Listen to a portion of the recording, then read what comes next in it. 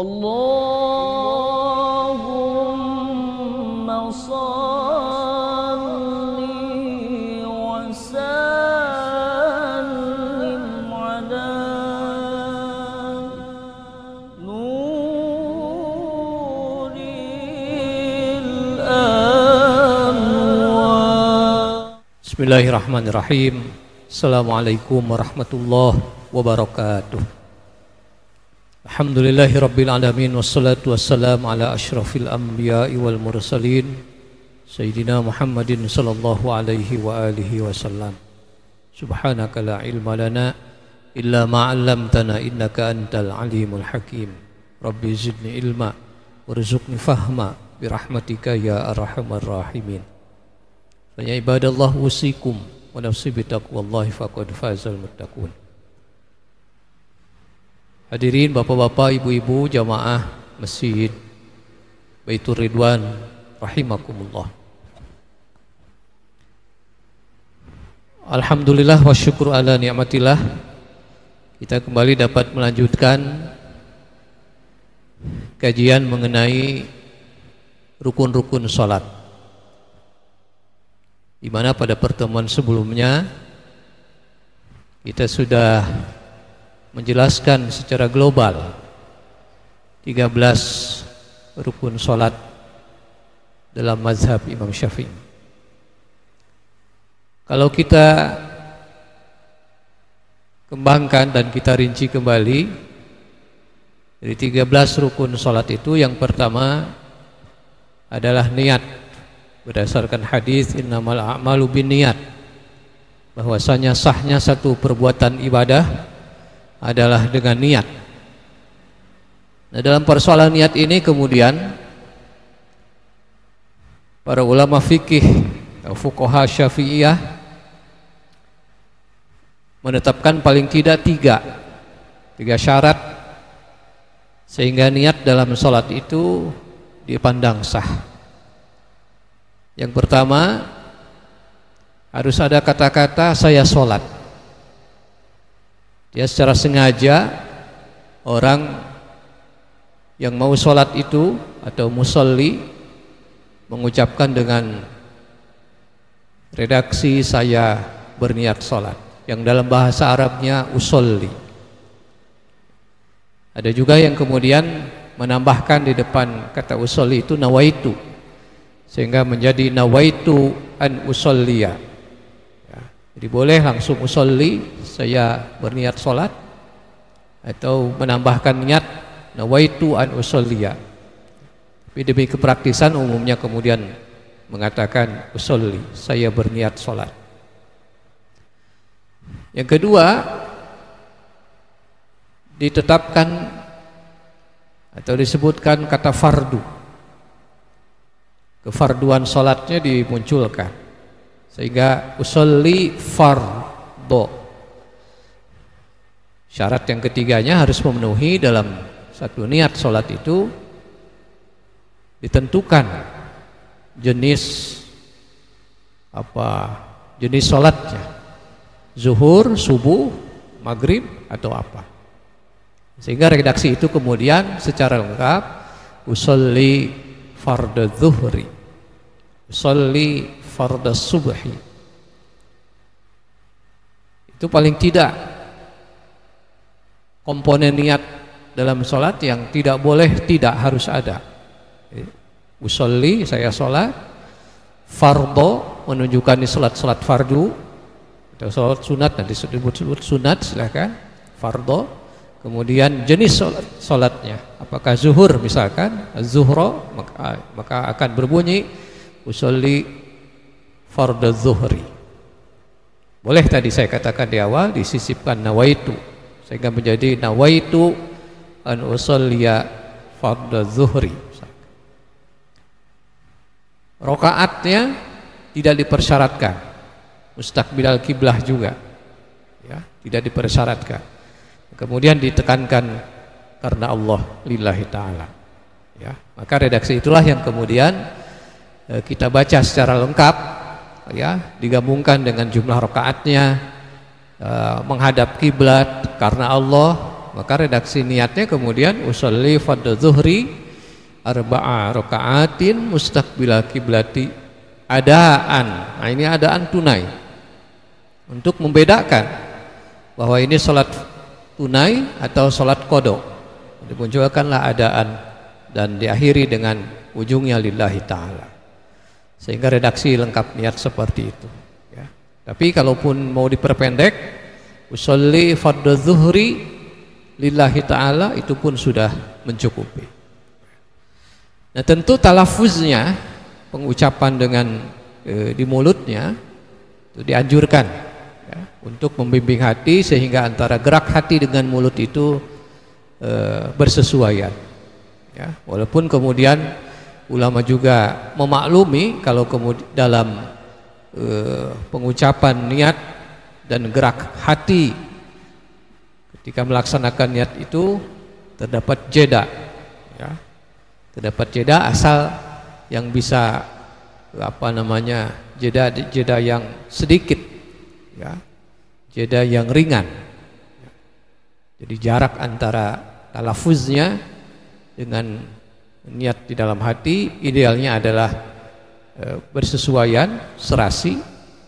Tapi dimaklumi kalau ternyata sulit ya, ada mungkin mulutnya lebih cepat lillahi ta'ala, hatinya baru sampai saya niat zuhur misalkan ya. Bisa seperti itu dimaklumi oleh para ulama, tetap sah daripada niat sholatnya.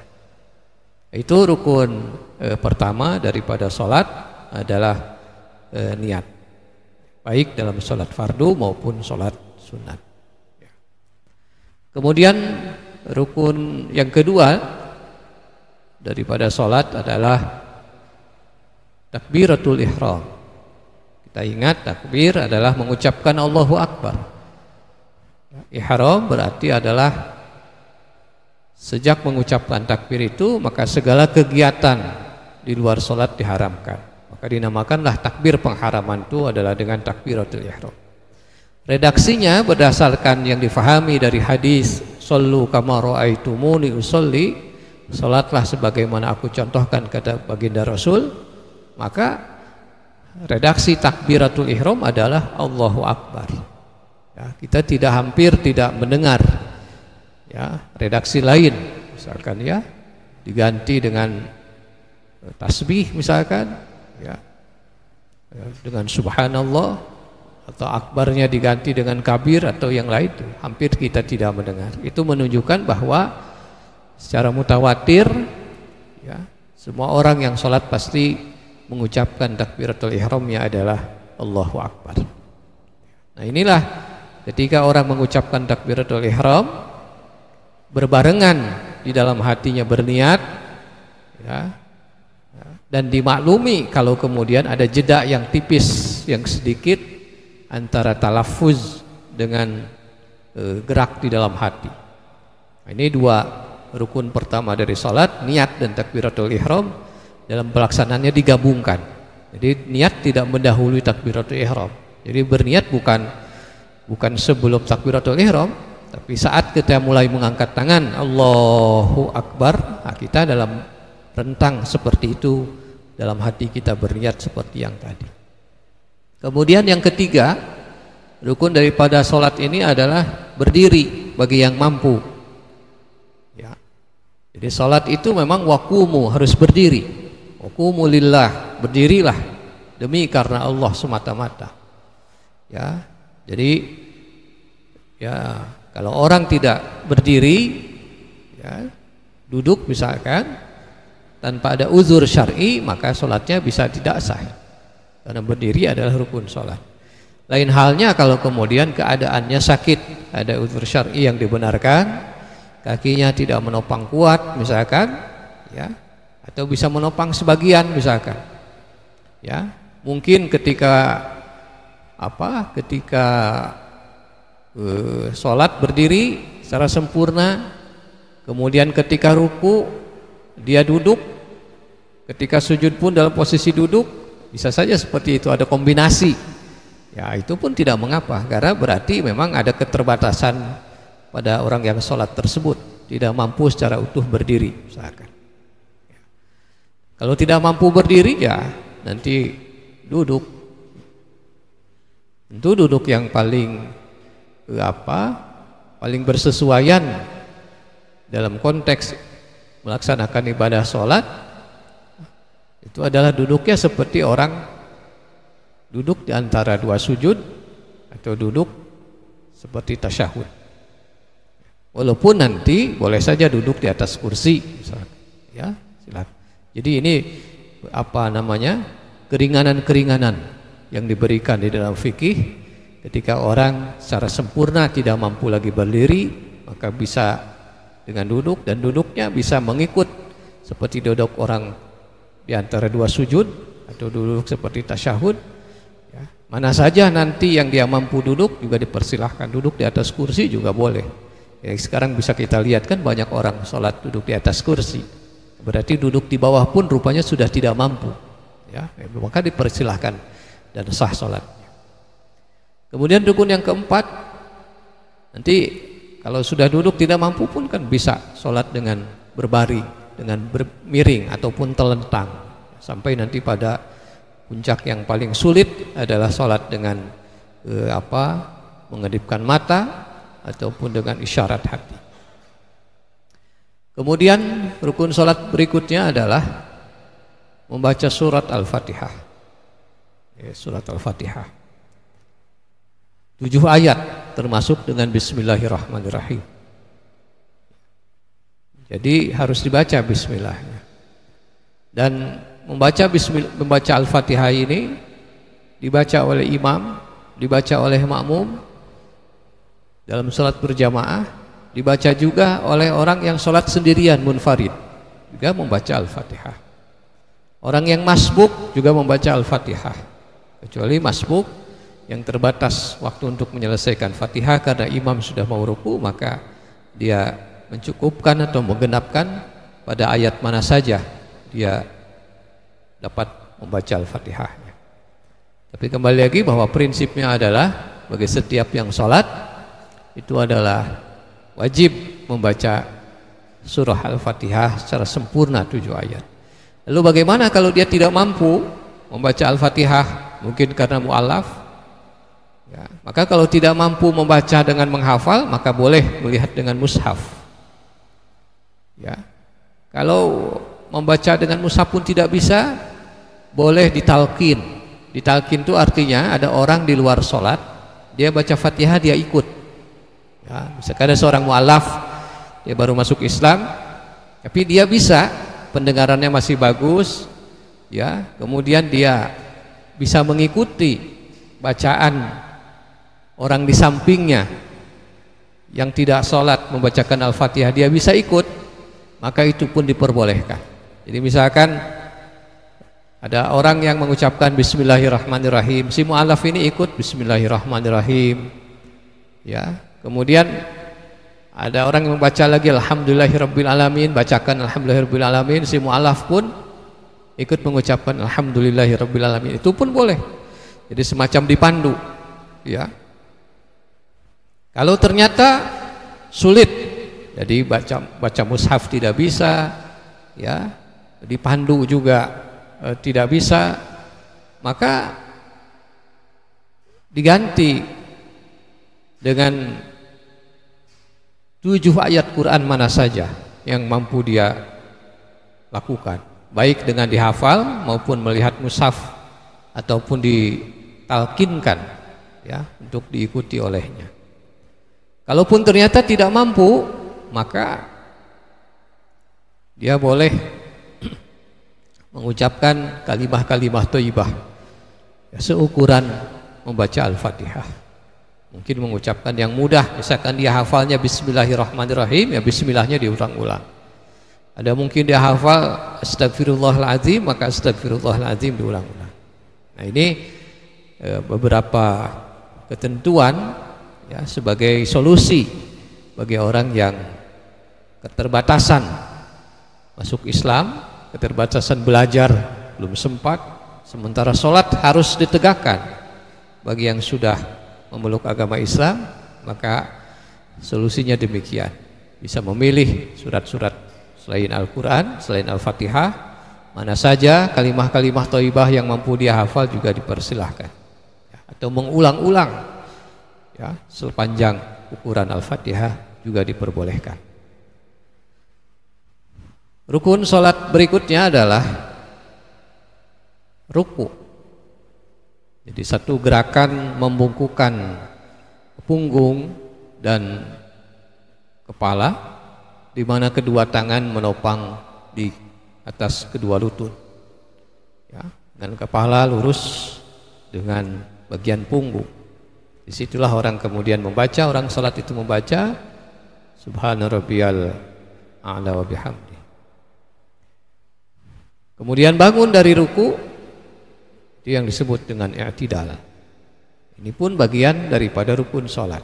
Jadi berdiri tegak, maka itu ada gerakan-gerakan yang tidak boleh gerosa-gerusu, ya. Jadi ketika bangun dari ruku, sami Allahu liman hamidah, maka orang yang sholat harus berdiri tegak, ya, secara sempurna, ya, paling tidak membaca Rabbana lakal hamdu mil'us samawati wa mil'ul ardi wa mil'u ma syi'ta min syai'in ba'du.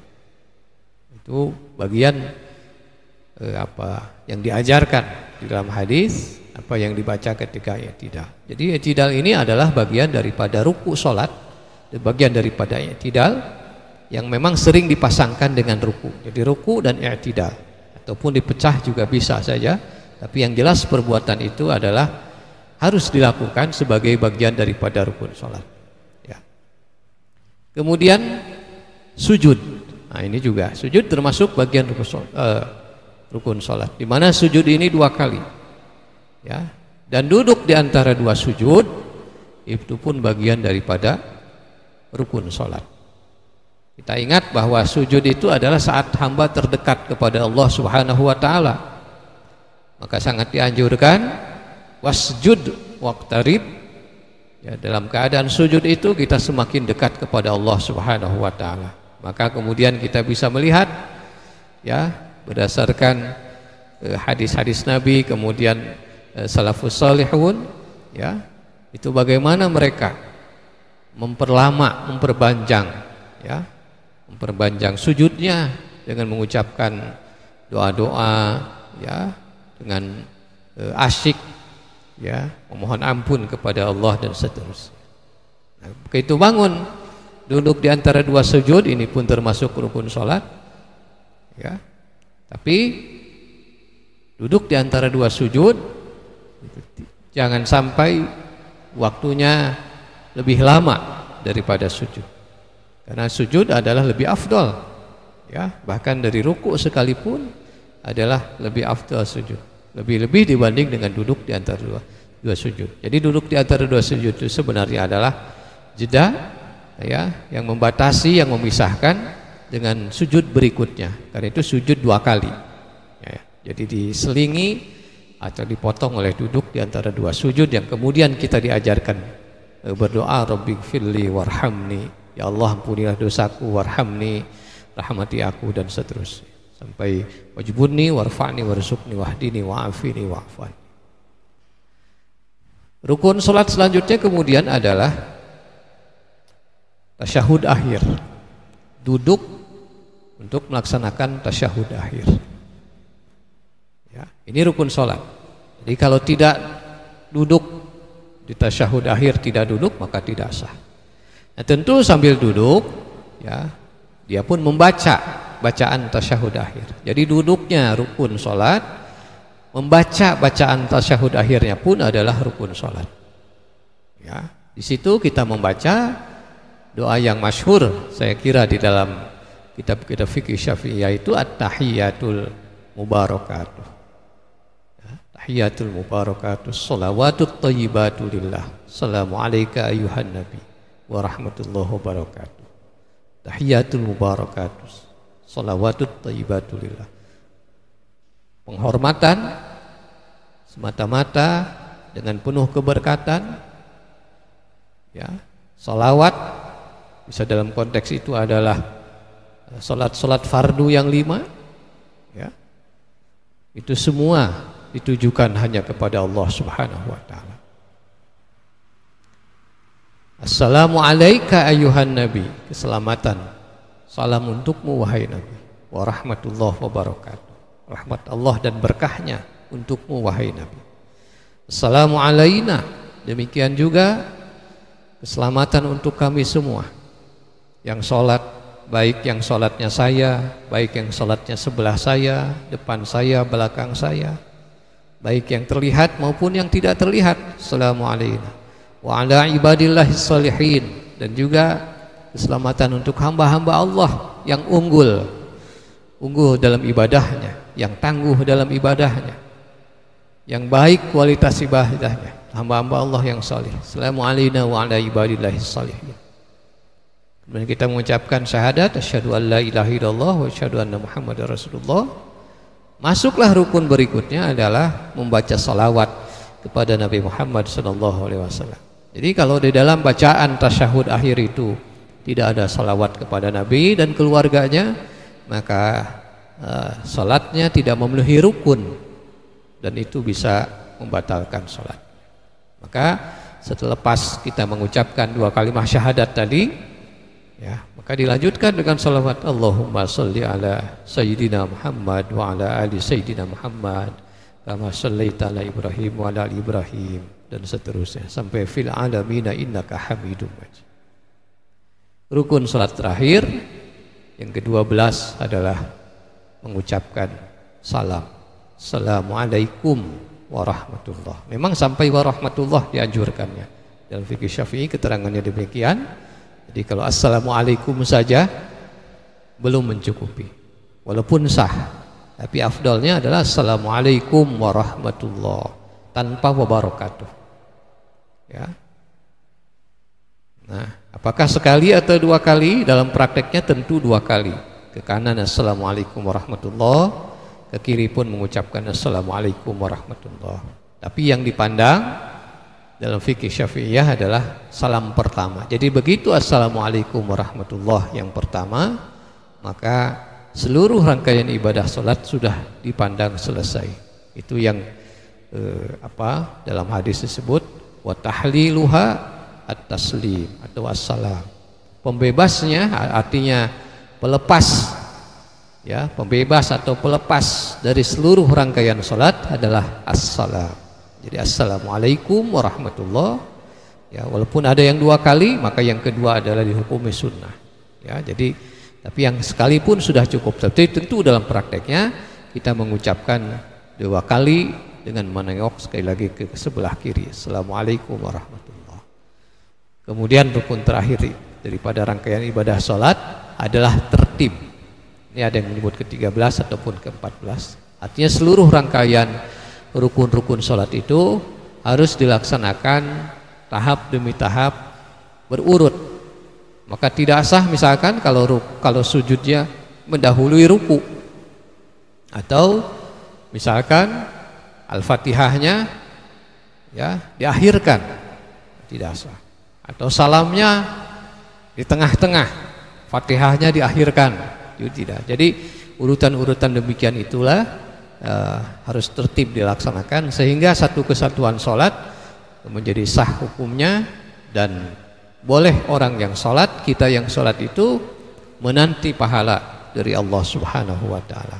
Nah, dalam pelaksanaan ibadah sholat tentu bukan hanya rukun, tapi juga mengkombinasikan dengan sunnah-sunnah sholatnya. Maka kemudian selepas takbiratul ihram, orang baca doa iftitah. Walaupun doa iftitah nanti tidak dibaca, sholatnya tetap sah. Tapi kan tentu kita ingin sholat kita adalah sholat yang terbaik, ya, yang dalam hadis Nabi digambarkan sebagai sholat muwadda', sholat perpisahan, seolah-olah kita sholat adalah sholat yang terakhir. Maka tentu kita ingin sholat kita menjadi sholat yang terbaik, terbaik bacaannya, terbaik gerakannya, terbaik khusyuknya, ya, amal hatinya, ya, terbaik bacaannya. Maka kita ingin sesempurna mungkin. Maka digabungkanlah di dalam pelaksanaan sholat itu, ya, antara rukunnya, antara sunnahnya, antara adab-adabnya, sehingga pada akhirnya sholat kita menjadi sholat sebagaimana yang dikehendaki Allah. Wa qumu lillahi qanitin, tegakkanlah sholat semata-mata karena Allah dengan penuh qanitin, penuh kesempurnaan, penuh keikhlasan, penuh kekhusyuan, menjadi salat yang terbaik yang dilakukan sehari-hari oleh kita di hadapan Allah Rabbul Alamin. Mudah-mudahan penjelasan-penjelasan ini menambah pengetahuan kita untuk semakin menyempurnakan ibadah salat dari waktu ke waktu. Demikian apa yang dapat disampaikan. Subhanakallahumma bihamdika asyhadu an la ilaha illa anta astaghfiruka wa atubu ilaik. Wa sallallahu ala sayyidina Muhammad wa ala ali sayyidina Muhammad walhamdulillahi rabbil alamin. Terima kasih. Assalamualaikum warahmatullahi wabarakatuh.